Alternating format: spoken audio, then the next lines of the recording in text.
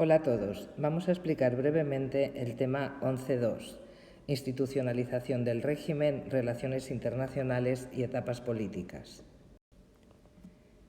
A falta de una constitución, la dictadura fue institucionalizando su gobierno con una serie de leyes, las llamadas leyes fundamentales del movimiento, que se crearon en función de las necesidades del régimen. Estas leyes fueron las siguientes: el Fuero del Trabajo, aprobado en 1938, todavía durante la Guerra Civil, que establecía un sindicato único, vertical y obligatorio, y el control del Estado de las condiciones de trabajo. La Ley Constitutiva de Cortes de 1942, que establecía una Cámara de Procuradores designados por Franco o elegidos dentro de las instituciones controladas por el gobierno y que tenían una función meramente consultiva. El Fuero de los Españoles de 1945, una teórica declaración de derechos con especial énfasis en los deberes. La Ley de Referéndum de 1945, la Ley de Sucesión a la Jefatura del Estado en 1946, donde se decía que España era un Estado católico, social, representativo y monárquico y que Franco tenía el derecho a nombrar a su sucesor, y la Ley de Principios de Movimiento Nacional de 1958, donde se reafirmaban las bases teóricas. En lo que se refiere a las relaciones internacionales, la política exterior evolucionó desde la supuesta neutralidad durante la Guerra Mundial para pasar al aislamiento y de ahí a una cierta apertura. En 1939, Franco firmó el Tratado de Amistad Germano-Español, por el que enviaba apoyo logístico y la División Azul al frente ruso. Sin embargo, se declaró neutral en la Guerra Mundial por la situación de ruina del país y también porque en la entrevista que se produce en 1940 entre Hitler y Franco, Hitler no accedió a las pretensiones de Franco sobre el Marruecos francés. Con el retroceso alemán, Franco empezó a eliminar los símbolos fascistas, destituyó al falangista Serrano Suñer como ministro de Exteriores, retiró la División Azul, pero a pesar de todo esto, una vez acabada la guerra, el régimen va a quedar en un completo aislamiento.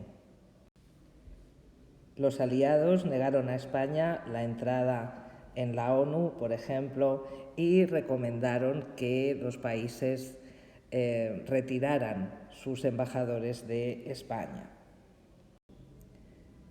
Esta situación de aislamiento comenzó a diluirse a partir de 1948, cuando, en el contexto de la Guerra Fría, los países occidentales se dieron cuenta de la importancia de contar con España, tanto por su posición estratégica como por el probado anticomunismo de Franco.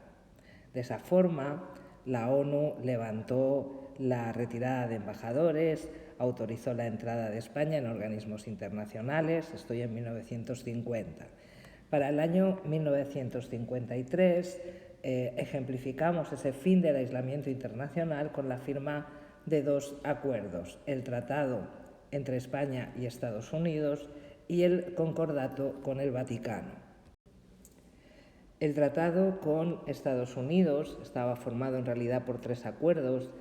El aspecto más importante era la autorización a Estados Unidos para instalar bases militares en España. Se instalaron 4 bases en Zaragoza, Morón, Rota y Torrejón.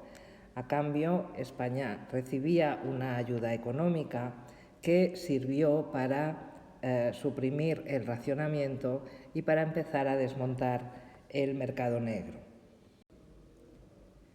Por el concordato que se firmó con el Vaticano, España hacía grandes concesiones a la Iglesia a cambio de su apoyo.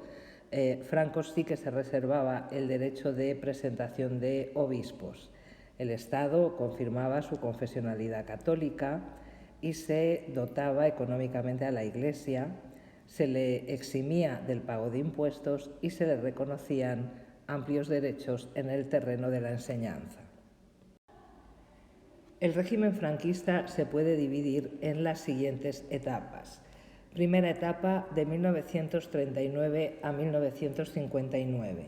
La política interior del régimen en esta primera etapa puede resumirse en 3 palabras: represión, censura y propaganda.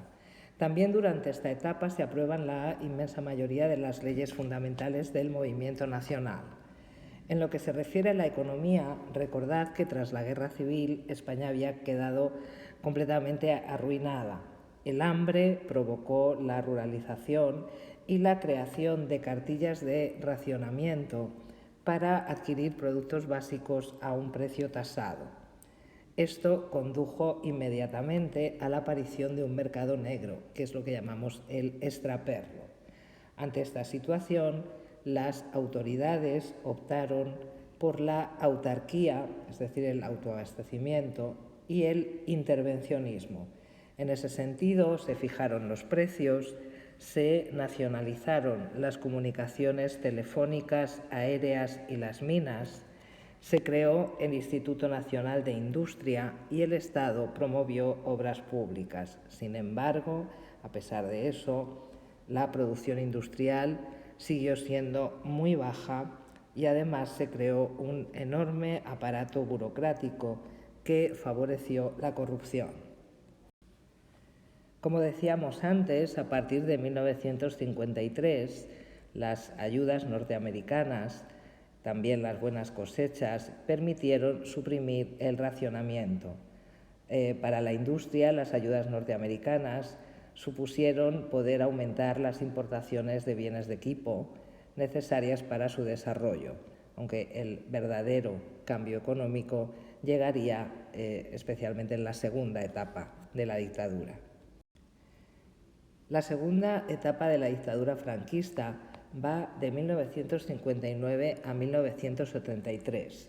Es lo que llamamos también época del desarrollismo. En estos años, la economía y la sociedad españolas sufren una transformación radical. Sin embargo, el régimen político sigue siendo inmovilista y muestra una voluntad de permanencia y continuidad. La última etapa del régimen son los años de 1973 a 1975, años que desde el punto de vista económico estarán marcados por la crisis económica mundial, la crisis del petróleo. En el caso de la política interior en España, el inmovilismo del régimen, la enfermedad de Franco y la creciente oposición política crean un clima de inestabilidad que van dejando entrever el final del franquismo. En el plano internacional, el Estado franquista aparecía como un anacronismo en Europa, ya que era la última dictadura que pervivía en Europa occidental una vez que habían desaparecido las dictaduras de Portugal y Grecia.